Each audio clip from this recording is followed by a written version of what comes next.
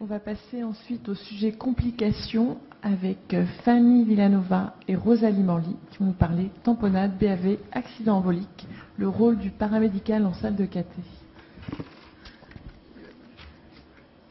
Bonjour à tous, je suis Rosalie Manly, infirmière en salle de cathé au centre cardiologique des Éclons. Bonjour à tous, Fanny Villanova, infirmière au centre hospitalier de Marne-la-Vallée à Jossigny.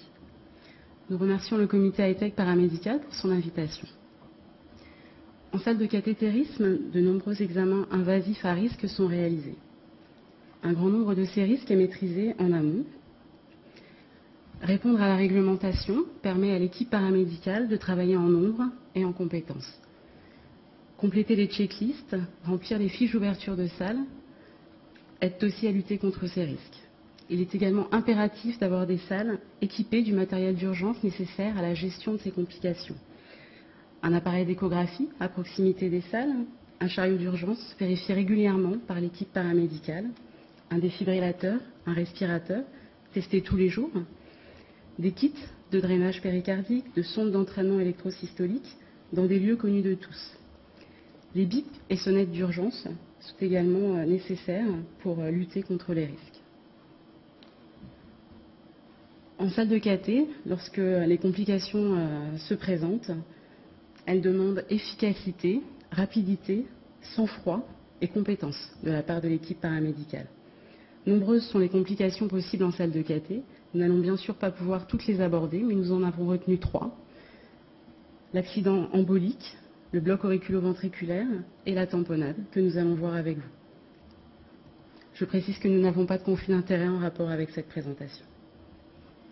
Alors, nous accueillons Madame A, 60 ans, qui vient en salle de cathé pour une CTO programmée de la coronaire droite suite à un encor stable. Donc, elle présente comme facteur de risque cardiovasculaire une hypertension artérielle, de l'hérédité, un surpoids et une dyslipidémie. Elle a bénéficié d'un stent auparavant sur la circonflexe. Donc, on démarre la CTO sous angiox avec un double abord artériel fémoral 6F. L'occlusion chronique se situe au niveau de la coronaire droite moyenne. Et après plusieurs tentatives, on arrive à franchir la lésion avec un guide de type Gaia 2. Malheureusement, aucun ballon n'arrive à descendre, donc on décide de réaliser un rotablatoire avec une fraise de 1,25 qui se passe sans problème.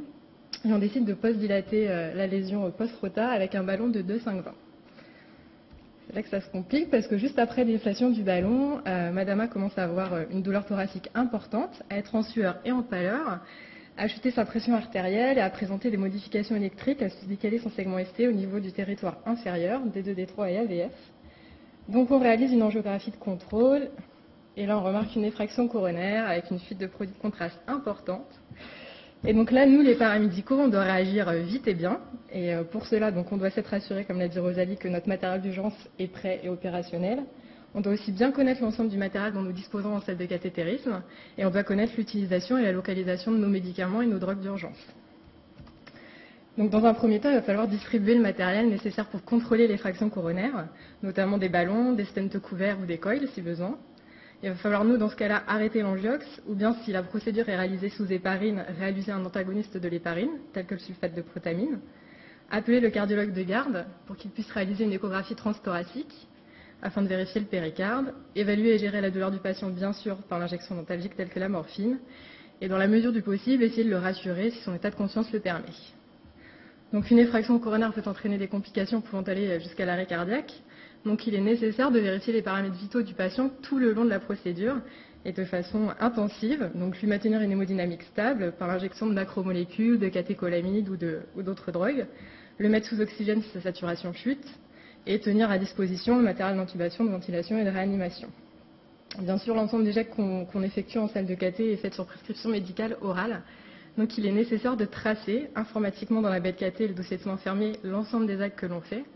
Mais il faut aussi assurer des transmissions orales aux infirmières du service qui vont prendre en charge le patient pour assurer une qualité des soins optimale. Donc dans le cas de Madame A, nous on a réalisé à plusieurs reprises une hémostase avec un ballon de 2,5-20 qu'on a laissé gonfler plusieurs minutes dans la coronaire. On a arrêté l'angiox, on lui a passé des macromolécules pour maintenir une pression artérielle correcte et on a réussi à contrôler la chute au bout d'un certain moment. Malheureusement, elle restait tachycarde et dyspnéique et à l'échographie transthoracique, on voyait un bel épanchement péricardique qui comprimait un peu les qualités cardiaques. Donc on a décidé de réaliser un drainage péricardique sur table. Donc nous, on dispose dans chacune de nos salles de cathétérisme d'un kit d'urgence pour le drainage, où il y a tout le matériel dedans. Il est vérifié systématiquement une fois par semaine et il est bien sûr recomplété et revérifié après chacune des utilisations. Donc pour le drainage, il va falloir dans un premier temps préparer le champ opératoire du patient, le rasage, le bétadinage du thorax, donner le matériel nécessaire au coronarographiste pour qu'il puisse réaliser ce drainage, le quantifier à la fin bien sûr, et comme précédemment, rassurer le patient si possible et surveiller ses paramètres vitaux et ne pas hésiter à injecter des médicaments et ou drogues d'urgence. Et comme toujours, tracer et transmettre l'ensemble des actes que l'on a effectués. Donc heureusement pour Madame A, tout s'est bien terminé. On l'a même repris un mois après sur notre table de cathétérisme, avec un résultat angiographique satisfaisant. Donc on a réussi à recanaliser sa coronaire droite et sans aucune complication cette fois-ci. La tamponnade, on l'a vu, est la compression aiguë des cavités cardiaques par un épanchement péricardique. Et elles peuvent arriver en salle de cathé lors de la montée d'une sonde d'entraînement électrosystolique chez des patients en bloc auriculo-ventriculaire, lors de la dissection d'un culot aortique par injection avec un cathéter guide comme ici. Voilà, on remarque une belle dissection du culot aortique. Ou bien lors de la perforation d'une artère coronaire par la mise en place d'un guide, l'inflation d'un ballon ou la position d'un stent. Autre type de complications, nous sommes appelés la nuit pour Madame D, 83 ans, qui souffre d'hypertension, de diabète et de dyslipidémie. Madame D arrive en SAMU pour un IDM ST+. On est à moins de 6 heures du début de la douleur. On a des modifications électriques en inférieur, ici un sus-décalage en D2, D3 et en AVF. On réalise donc une coronarographie à Madame D. On passe en radial droit en 6F.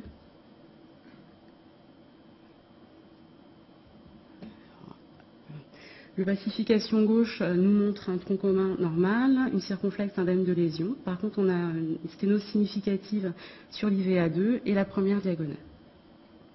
On continue avec l'opacification droite, qui nous montre une sténose subocclusive, ainsi qu'un thrombus intraluminal dans la partie proximale de la coronaire droite. On discute un temps les anti-GP de B3A chez Madame D. On est un petit peu embêté par rapport à son âge. Elle a 83 ans, je le rappelle.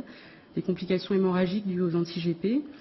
Il y a encore des modifications électriques persistantes et Madame D a toujours mal à la poitrine. On décide donc de la dilater. On thromboaspire à 2 reprises.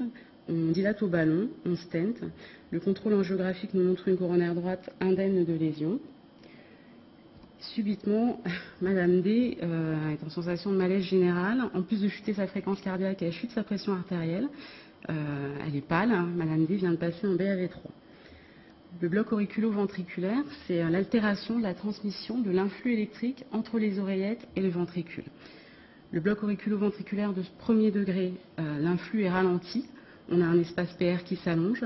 Le BAV2, l'influx est de plus en plus ralenti. On a certaines ondes P qui sont bloquées. Et le BAV complet, le BAV3, l'influx n'arrive même pas au ventricule. On a un travail indépendant des oreillettes et des ventricules. Différentes causes sont possibles à ces blocs auriculo-ventriculaires en salle de cathé. L'IDM inférieur, la coronaire droite irrigue le nœud sinusal, le nœud auriculo-ventriculaire. L'IDM antérieur, l'interventriculaire antérieur irrigue le faisceau de His et ses branches. Lors de rotablator, de coronaire droite, de circonflexe, on peut avoir des blocs. Lors de TAVI, du fait de la position de la valve. Lors de dilatation aortique, lors du passage du VG. Chez un patient qui a déjà un bloc de branche droit, quand on franchit la valve aortique, on peut générer un bloc de branche gauche. Donc bloc de branche droit plus bloc de branche gauche, ça peut entraîner des BAV complets. Dans le cas de Madame D, on a passé de l'atropine en intraveineux. On a toujours une seringue d'atropine préparée en amont. On l'a mise sous oxygène puisqu'elle avait des difficultés respiratoires. On peut également être amené à préparer l'Isuprel en attendant la montée de la sonde d'entraînement pour laquelle il faudra donner le matériel. On garde une surveillance bien évidemment continue des paramètres vitaux. On évalue, on gère la douleur. On n'oublie pas de rassurer et d'expliquer au patient s'il est en mesure de comprendre. On prévient le cardiologue de garde en cas de complications et on n'hésite pas à commencer les manœuvres de réanimation si syncope, si arrêt cardiaque, toujours avec le chariot d'urgence à proximité. Je reviens sur la sonde d'entraînement électrosystolique. C'est un système de pacemaker externe temporaire. Donc on a des kits tout prêts qui contiennent donc l'introducteur. On a la sonde d'entraînement, la ponction est veineuse. On monte la sonde d'entraînement à travers l'introducteur. Elle est montée sous scopie jusqu'au ventricule droit. Sa partie proximale est branchée au plus du boîtier, sa partie distale au moins du boîtier sur lequel on réglera les paramètres de recueil jusqu'à électrostimulation correcte du patient. Le paramédical se doit donc de compléter avec l'équipe pluridisciplinaire les checklists, de remplir les fiches d'ouverture de salle pour s'assurer de la présence et du bon fonctionnement du matériel d'urgence. La vérification régulière du chariot d'urgence nous permet de ne pas avoir à courir partout quand la complication se présente. Connaître les médicaments d'urgence et leur localisation permet d'être réactif et de garder son sang-froid. On n'hésite pas à débuter les manœuvres de réanimation et à appeler du renfort grâce aux sonnettes et bips d'urgence en cas de complication. Nous, paramédicaux, nous devons d'être vigilants, donc la surveillance, bien évidemment, hémodynamique continue est nécessaire. Encore une fois, on n'oublie pas d'être proche du patient, en le rassurant, en lui expliquant la situation s'il est en mesure de la comprendre. La traçabilité est indispensable pour savoir ce qui a été fait, ce qui a été utilisé en salle de cathé. Le remplacement du matériel est aussi nécessaire pour lutter contre les autres risques pour les interventions suivantes. Et bien évidemment, la transmission orale et écrite au personnel qui prendra en charge le malade par la suite est essentielle. Donc, dans cette situation, ça s'est bien terminé pour Madame D. Mais nous, paramédicaux, nous devons d'être vigilants, prévoyants, d'anticiper, d'être réactifs et le tout en gardant notre sang-froid. Alors, infirmière d'astreinte de nuit, tranquillement à la maison, téléphone sonne, on m'adresse à un patient SCAST+, adressé en coro direct par le SMUR. Il s'agit de monsieur L, 68 ans, qui présente comme facteur de risque cardiovasculaire un tabagisme actif, une hypertension artérielle et de l'hypercholestérolémie. Il n'a pas d'antécédent coronarien connu, donc on décide de réaliser la coro par voie artère radiale droite 6F. Sur le réseau coronaire droit, il n'y a rien de significatif, il a juste une plaque inférieure à 50% sur l'IVP. Au niveau de son réseau coronaire gauche, le tronc commun est normal, il a une plaque sur l'IVA moyenne au niveau d'une bifurcation IVA diag à 50% et une occlusion aiguë de la circonflexe. Donc on décide de dilater cette circonflexe, de la reperfuser. Donc on part avec un catéguide de but 375 6F, avec un guide Whisper extra support. Malheureusement, on n'arrive pas à passer, le guide n'arrive pas à franchir la lésion, donc on switch avec un pilote 50 qui ne connaît pas plus de succès, et on se dirige sur des guides de CTO, Fielder XT. Mais d'un coup, violemment, monsieur L a mal dans la poitrine, une douleur thoracique violente. Il fuse sa pression artérielle et sus décale en antérieur, territoire sur lequel il ne présentait pas de modification électrique auparavant. Donc on réalise une angiographie de contrôle de son réseau coronaire gauche, et là, on se rend compte qu'un thrombus est une occlure IVA. Donc nous, il est important là de réagir vite et bien aussi, et donc de connaître le matériel et les médicaments dont on dispose pour reperfuser cette artère. Donc on va distribuer tout d'abord un guide pour pouvoir franchir l'artère, un cathéter de thromboaspiration, des ballons, injecter des anticoagulants et ou des anti-GP de B3A, toujours évaluer et gérer la douleur de notre patient et dans la mesure du possible d'essayer de le rassurer pour qu'il reste calme sur la table d'examen. Bien sûr, l'occlusion aiguë d'une artère peut entraîner des complications pouvant aller jusqu'à la fibrillation ventriculaire ou l'arrêt cardiaque. Donc comme précédemment, bien surveiller les paramètres vitaux, tenir prêt le défibrillateur pour un choc électrique externe urgent si besoin, et tenir prêt le matériel d'intubation, de ventilation, et ne pas hésiter à commencer le massage cardiaque si besoin. Et comme précédemment, tracer et transmettre aux infirmières. Donc pour monsieur L, la conduite a été la suivante. On a réussi à passer un guide dans l'IVA. On lui a injecté du Lovenox parce que cela faisait 1h30 qu'il avait reçu par le SMUR, et on l'a mis sous dobutamine. Après cela, on a effectué une thromboaspiration, une dilatation au ballon. On lui a injecté un bolus de Réopro en intracoronaire et on l'a mis sous seringue électrique de Réopro. On a récupéré un flux sur cette IVA. Et on a fini par stenter avec un stent actif de 3,23 au niveau de cette partie-là de l'IVA. Il présentait déjà cette lésion à 50% au niveau de la bifurcation IVA diag. Et comme il n'avait plus mal et qu'il avait normalisé son électro, on s'est arrêté là. On l'a transféré au centre intensif de cardiologie. Et il a bénéficié dans les jours qui ont suivi d'une IRM de viabilité et d'un coroscanner qui ont montré que la circonflexe était rudimentaire et qu'il n'y avait pas de viabilité dans ce territoire. Donc on ne l'a pas repris sur notre table de coronarographie. Autre type d'accident embolique, on a au programme Madame C, 70 ans, qui fume, qui est diabétique. On lui réalise une coro en radiale gauche 5F pour des douleurs thoraciques avec modification électrique en inférieur, sans sus-décalage de ST et avec une tropo négative. Le résultat nous montre de l'athérome sans lésion significative. On se dit qu'on va pouvoir passer au patient suivant. Et en fin de procédure, Madame C nous présente brutalement une aphasie avec un déficit moteur de l'hémicorps droit et une asymétrie. Le tableau clinique semble être celui d'un accident vasculaire cérébral dans le territoire sylvien gauche. L'hypothèse la plus probable pour nous, c'est un AVC par l'occlusion de l'artère cérébrale moyenne qui nous fait penser à différents mécanismes, soit une embolie gazeuse, c'est-à-dire les bulles d'air, soit un embole cruorique, c'est-à-dire le caillot, soit un embole de matériel athéromateux, c'est-à-dire le décrochage de plaques. On surveille les paramètres vitaux et l'état de vigilance de Madame C. Ça reste idem. On surveille l'évolution des symptômes en se laissant un délai, 15 minutes environ. Pas de changement, les symptômes persistent. On fait le point de la procédure, on se dit y a-t-il eu des bulles d'air, un problème de purge? Ça ne semble pas être le cas. Le tableau neuro persiste. On se dit que si c'est une embolie gazeuse, on appelle les services d'urgence pour placer Madame C sous caisson hyperbare. Ça ne semble vraiment pas être le cas. La cause la plus plausible, ce serait l'embole cruorique ou l'embole de matériel athéromateux. L'urgence dans ce cas-là, c'est donc la désobstruction de l'artère en cause le plus rapidement possible, soit par une équipe spécialisée, neurovasculaire, soit par une équipe médicale capable de réaliser ce genre de geste. C'est le cas pour nous, donc le médecin en charge réalise sur table des cours immédiats de la coronarographie une artériographie des troncs supérieurs aortiques. Pardon, je reviens. L'artériographie nous montre une occlusion de l'artère, ici, avec stagnation du produit de contraste. On voit qu'il n'y a plus de flux derrière. L'occlusion de l'artère cérébrale moyenne est donc mise en évidence. Le diagnostic est établi. On a ici l'occlusion de l'artère et on voit sur cette incidence la stagnation du produit de contraste. On peut dans ce cas, et dans ce cas uniquement, se passer du scanner, qui est un prérequis normalement obligatoire dans le traitement et la gestion des AVC. On a donc fibrinolisé in situ par bolus de 10 mg d'activise au contact le plus près possible du caillot grâce à un microcathéter.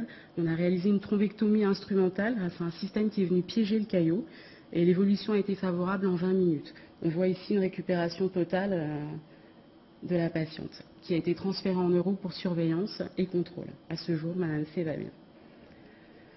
Il est donc nécessaire, bien évidemment, comme pour toute procédure, de surveiller les paramètres vitaux, mais également l'état de vigilance. C'est dans ce cas ce qui nous a permis de nous rendre compte que Madame C avait un problème. La surveillance de l'évolution des symptômes est elle aussi nécessaire pour voir s'ils régressent.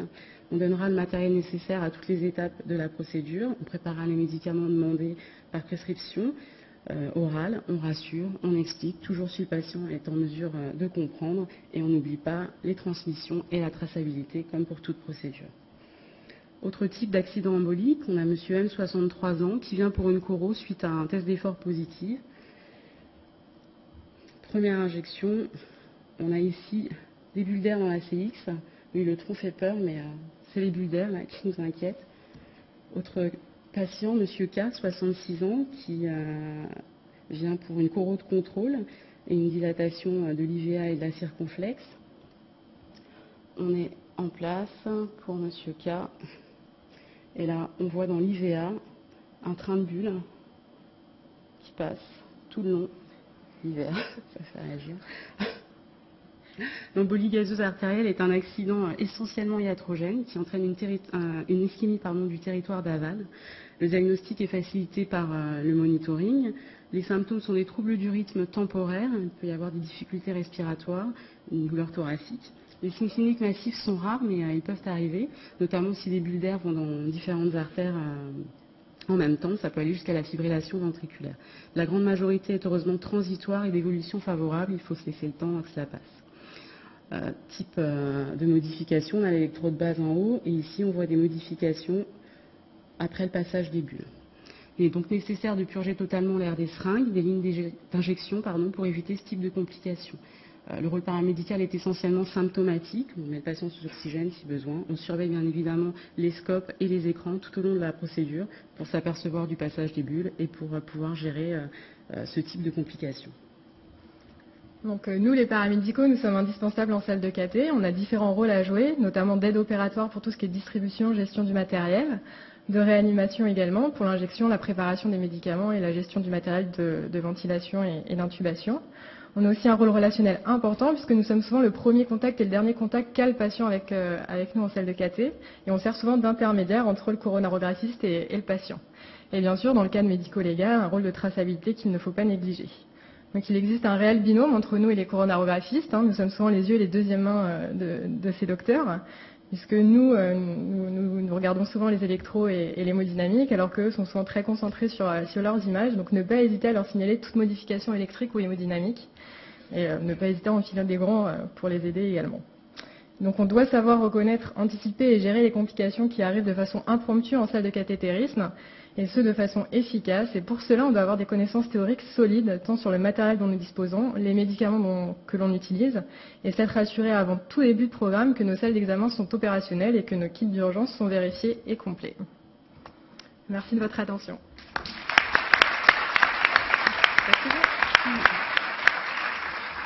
Merci Fanny.